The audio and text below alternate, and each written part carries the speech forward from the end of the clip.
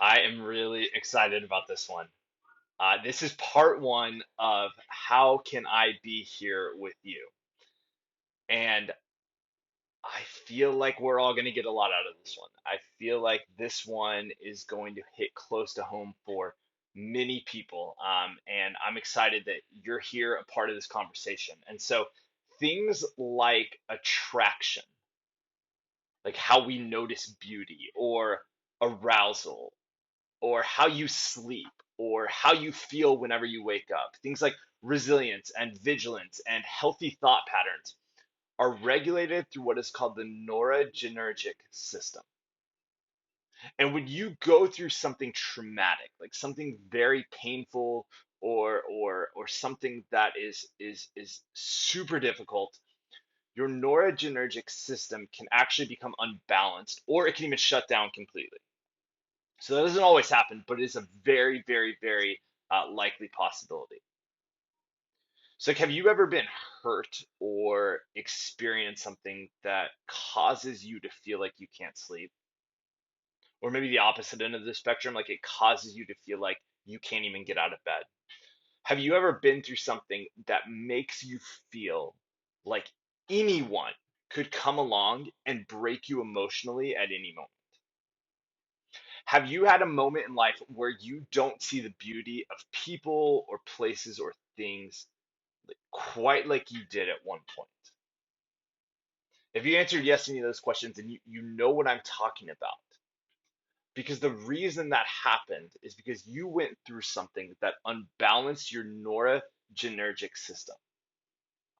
So the question that I'm bringing is like, how do we restart this system? Like, how do we heal? When do we heal? Can we live again?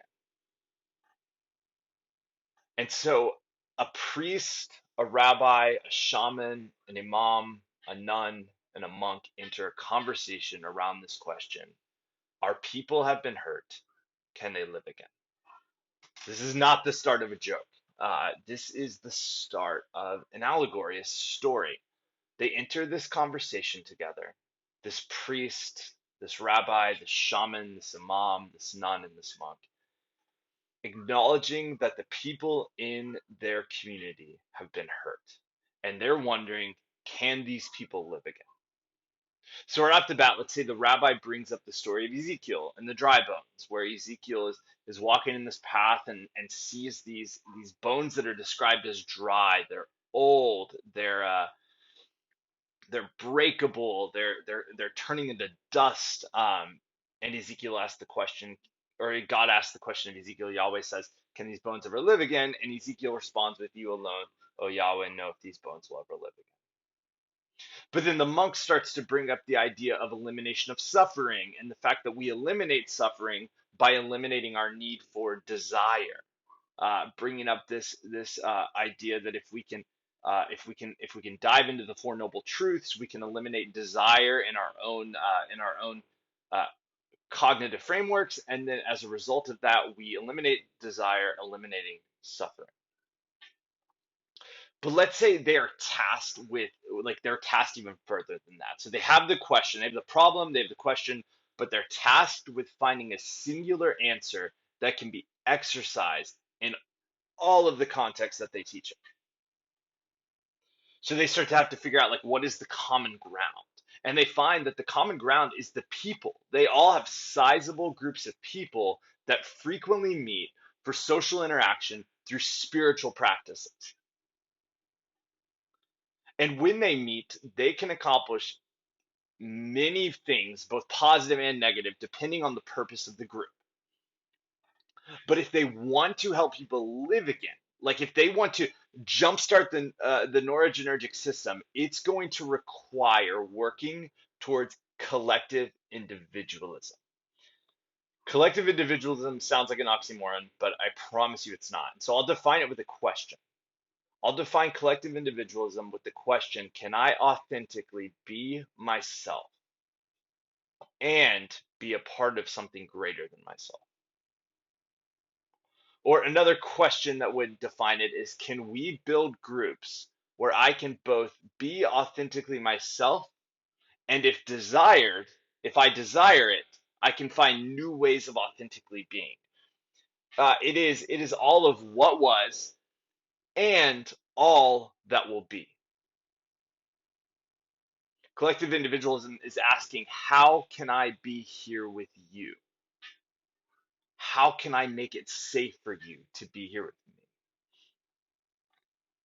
Has anyone ever asked you, how can I be here for you when you are going through the carnage of life, something dark? And when they ask you that, you actually believe them.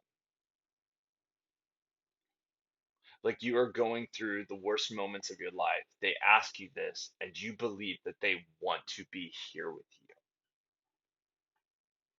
And suddenly you feel like you can breathe a little bit again. When that happens, your noradrenergic system is starting to balance itself out. It's responding properly and it's starting to provide clarity. Um, and that's a beautiful thing. And that comes from this level, this deep, selfless level of social support. So next week, I'm going to dive into some science and some wisdom traditions, asking questions on how or even can we foster social support in this way? Like, is it by chance? Are there practices we can take to cultivate it? Can we actually build communities?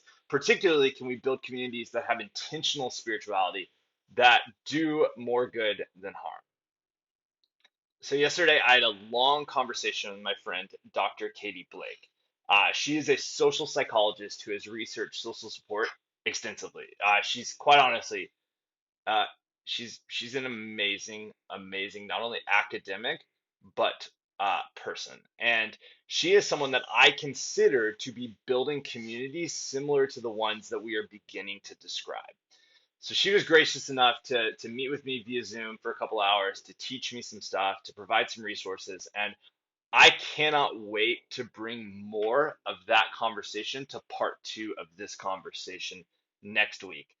So tune in. Between now and then, if you have any insights, if you have anything you want to contribute to the conversation, any questions that you want to bring to the table, I would love that. My DMs are open. If you have my number, if you want to set up a Zoom call, I love talking about this stuff. I love hearing about other people's experiences with this stuff. So please, please, please reach out, and we will see you for part two of How Can I Be Here with You next week.